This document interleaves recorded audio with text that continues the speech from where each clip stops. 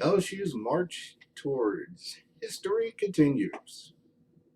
We talk LSU versus Utah State and more on the other side of the intro.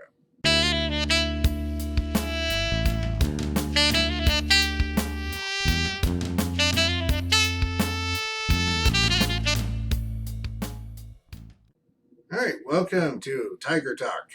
I'm John. I'm Josh. So LSU is now officially 5-0, has put up some of the best fireworks in their history to date. They're on record-setting pace, but they've played just one quality team so far, which is a team that didn't have much of an defense. The real games, in other words, start this weekend. Yep. Your thoughts on their performance as a team to date? Well, the offense has completely done a complete 180, especially after getting Joe Brady to become the passing game coordinator. Also to complement Steve Ensminger as well. Joe Burrow is playing. He's looking like the best quarterback to ever come to LSU. He's starting to break records. This offense has all the confidence in the world. Defense has been going through some injuries and haven't really been seeing the defense that we're all used to seeing until the Utah State game, where the defense just completely suffocated the Aggies.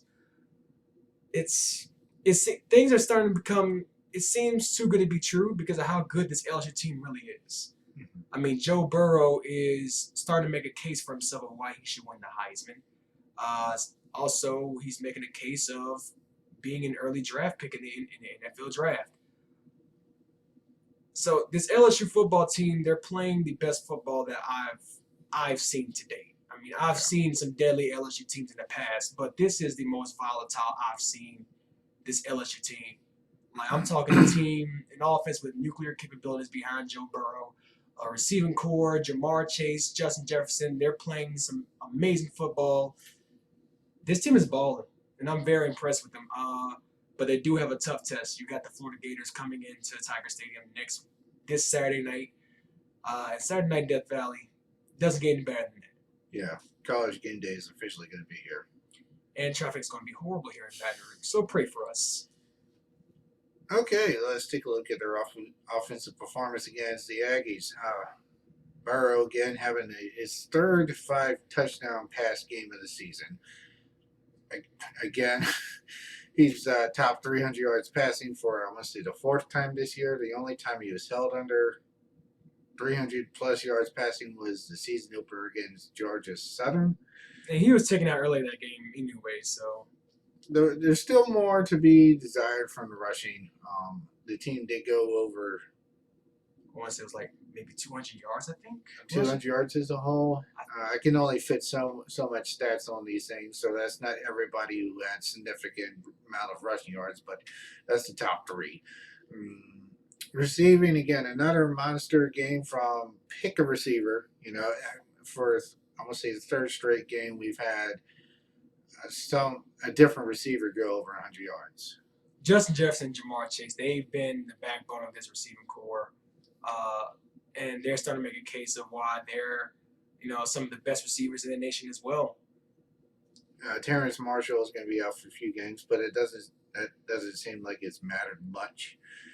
Like you said, LSU is so deep a receiver right now. LSU got so many. They got so many weapons. Of course, Justin Jefferson, Jamar Chase. They got Thaddeus Moss at tight end, who caught his first touchdown pass against Utah State, by the way. I mean, you got Derek Dillon, and you got Steven Sullivan as well, and who said that Coach Orgeron is moving from tight end to receiver, and having a guy with who's sure-handed and a big body like Steven Sullivan, that's huge for the LSU offense as well. So, I did see the one thing we saw differently against Utah State that we haven't seen in previous games is the two freshman running backs, David Price and Emery, were more involved, and of course that in part has to do with I guess you could say unexpected departure of Leonard Fournette. I would say unexpected because of how long he's been there, but I mean, you can understand his decision. He's already graduated. He's not going to the NFL. He's not getting carries. And Leonard Fournette, he seems to be a great guy, but he's nothing like his brother. His brother carried people into the end zone.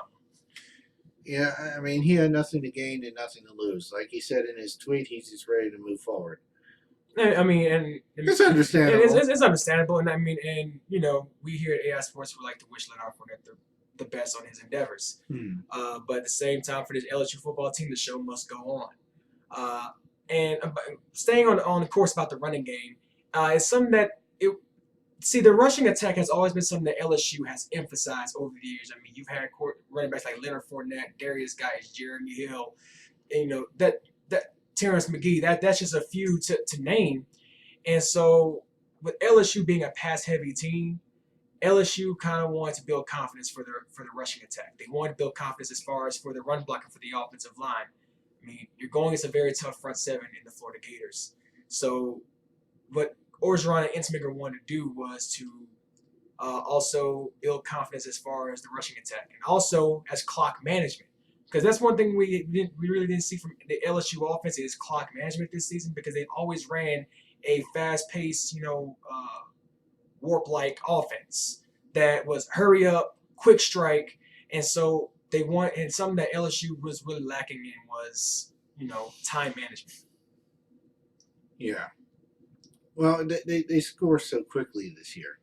And so, and of course, LSU wanted to focus on making long drives because, I mean, here's where I learned that, the quick strike was also going to, I would say, be the death of the LSU team was against Texas.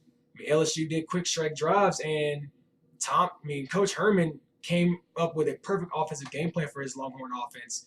And how many players had IVs put in them that game? A bunch. Yeah. So, like, for games when you're going against Florida, you're going against Auburn, you're going against Alabama, you got to be able to put together these long drives and give your defense some rest to where they'll be much more effective and much more efficient going against these tough offenses. I mean, Florida, they have a backup quarterback, but the fact that he's a backup is irrelevant because he's settled into that Florida offense. And now that the running game behind Perine has also settled in.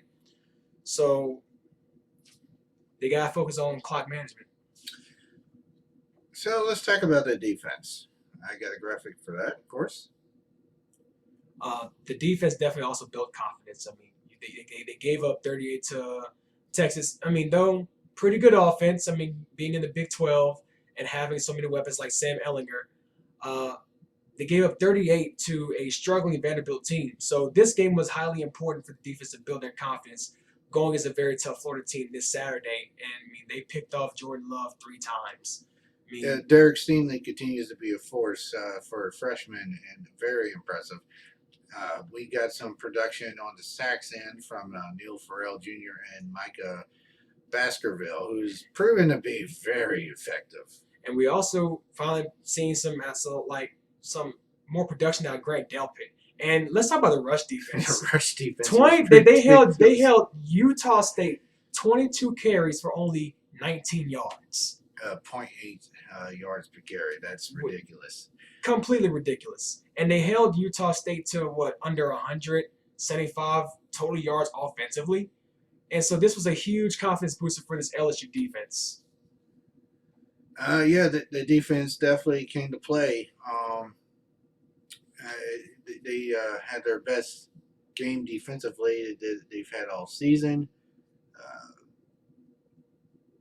They did okay against Vanderbilt. You could take away 2 of those scores. Because 2 of those scores were defensive touchdowns for the Commodores. Right. So really, the LSU defense only really gave up 24 points. But they definitely showed up for this. They shut down a very effective Utah State offense. Jordan Love's been tossed around as a possible late first-round pick. They came to play. I was very impressed with the defense as a whole, but the real games start this Saturday. Before we get to Florida, I want to break down Joe Burrow. Oh my God, Joe Burrow's on track to break so many records. So let's move on to the Burrow breakdown. This year has been the Burrow barrage. So on the season, he's almost at 2,000 yards passing. The source for this is ESPN.com. He has 22 touchdowns, just 3 interceptions, a 78.4 completion percentage, which is ridiculous. His per game average is almost 400 yards passing, 4 touchdowns, and he's on pace to become LSU's very first 4,000-yard passer. Just to put in perspective what he has, he's on pace for 48 touchdown passes. Jamarcus Russell holds the school record with 28, so he's going to surpass Russell. He's on pace to surpass Russell by 20 touchdowns.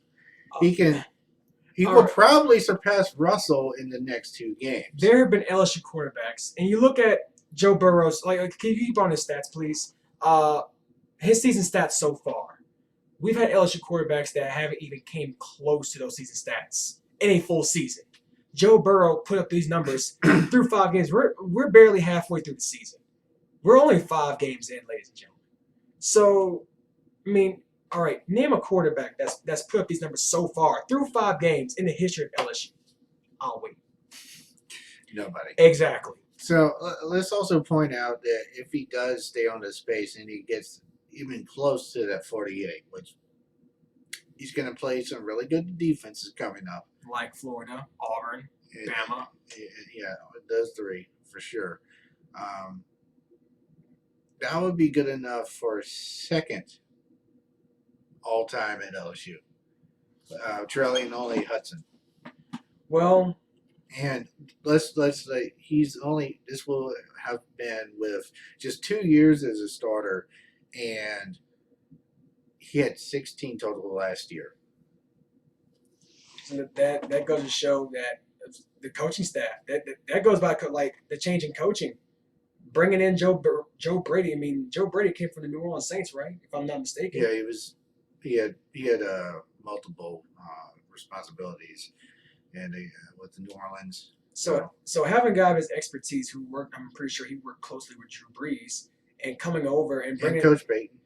And bringing that expertise and bringing that knowledge to an LSU offense who desperately needed, a spark in their offense. And Brady has definitely bought it. And Joe Burrow is looking better than ever.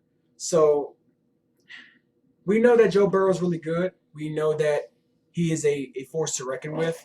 But over these next 4 games, we're definitely going to see how good really is Joe Burrow. Can he put up big numbers against highly touted defenses like Florida, like Auburn, like Alabama? I'll even put Mississippi State in the mix as well. State's kind of fallen off there. They kind of have. This but is not the State of the last years. I mean, kind of have, but State is still that gritty team that can compete with some of the top dogs in the country. So, I mean, you can't count Mississippi State out. I mean, Paul Feinbaum said it himself that Mississippi State can possibly be a trap game for LSU. Yeah. Speaking of Florida, here's the breakdown comparison between 2 teams. Florida is better defensively, but like I said, like I said previously, I think part of that has been the LSU defense not being able to keep up with the offense. Right. But offensively, LSU is nearly superior to Florida. Well, I mean, I think in everything but the running game. I think for LSU to beat Florida, I believe that LSU should abandon that time warp offense, that speed, hurry up offense, save it for like the last 2 minutes of the first half, last 2 minutes of the game. Like if the game is tight, which most likely it's going to be a tight-knit contest. So I would say the hurry up for late in the game for crunch time if you're trying to get some points. I believe that LSU should run that same strategy they did against Utah State. Kind of focus on the run and focus on wearing down that Florida defense. That's the only way you're going to get through them is to wear them down. Oh, absolutely. Without question. They got to slow their offense down a little bit.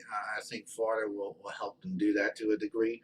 This is a very good Florida defense. And if you're going against this Florida team, you're going to have to play a serious game of chess with Dan Mullen and Todd Grantham. I mean, in my opinion, Todd Grantham is one of the one of the top defensive technicians in the nation. And so is Dan Mullen.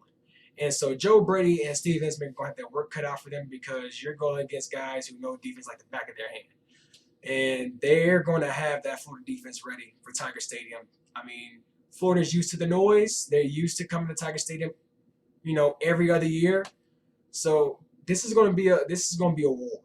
Mm-hmm. But about this Florida LSU matchup, no matter what happens in this game, both teams still control their destiny in the SEC because Florida still has to go to Jacksonville and play against Georgia.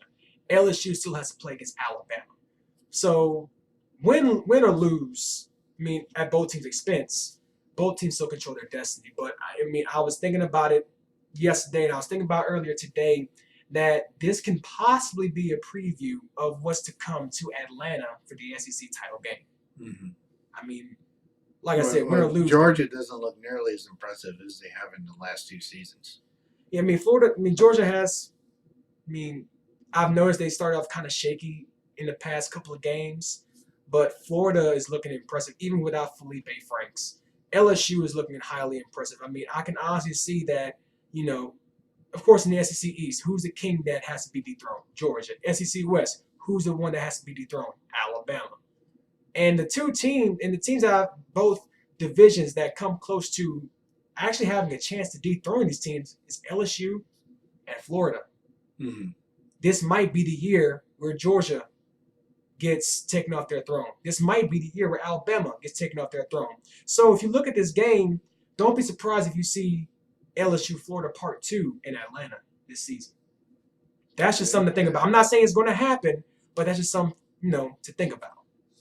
Yeah, and LSU is going into what should be the first of 3 top 10, possibly 3 top 10 matchups in the next 4 games. Well, it's not their first rodeo. LSU did it early last season, and LSU had lots of success. I could say the only top 10 team they lost to was Alabama, right? Because I don't think Florida was top 10 last year at the time Florida beat them.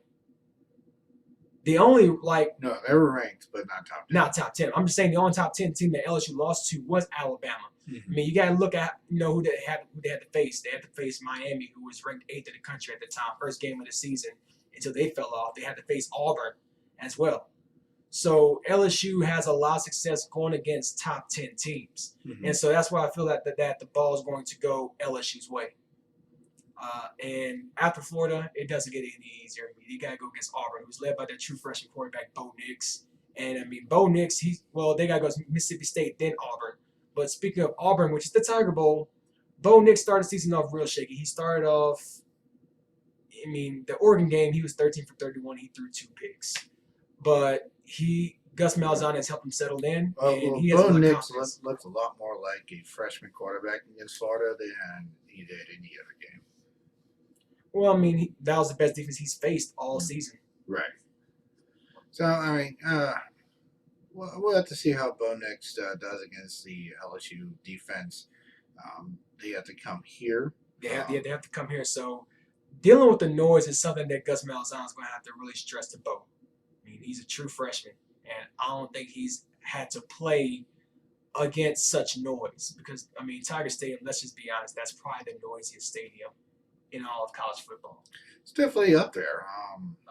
Consistently ranked as one of the toughest places to play. It's up there with the Big House. It's up there with Happy Valley, the Horseshoe. Don't forget the Big House. Yeah, Big House.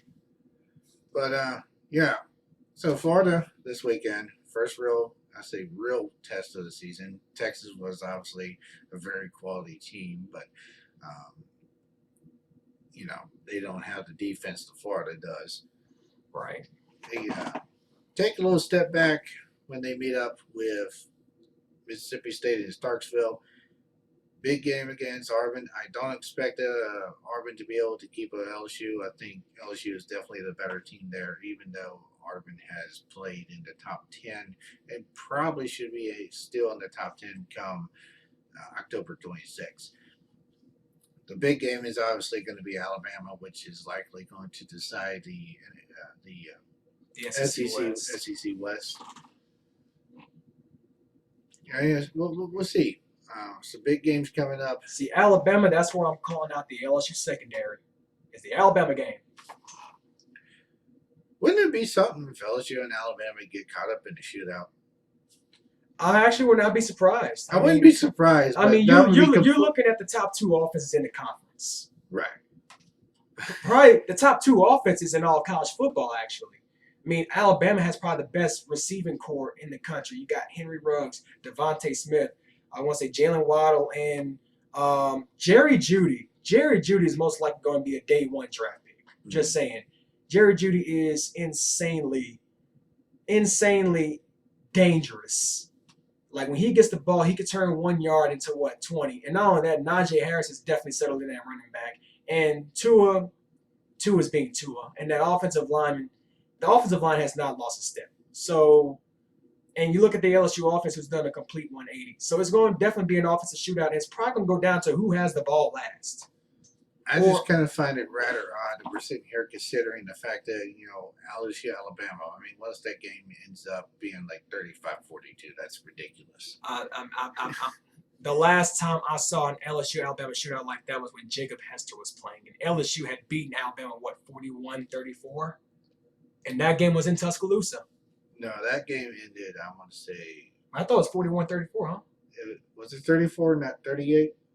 I think it was 41-34. Okay. If I'm not mistaken. Right. That was the last time I seen LSU and Alabama actually get into such a shootout. We're typically used to LSU Alabama being much closer, much more of a defensive struggle than an offensive shootout. But these next 4 games are going to determine.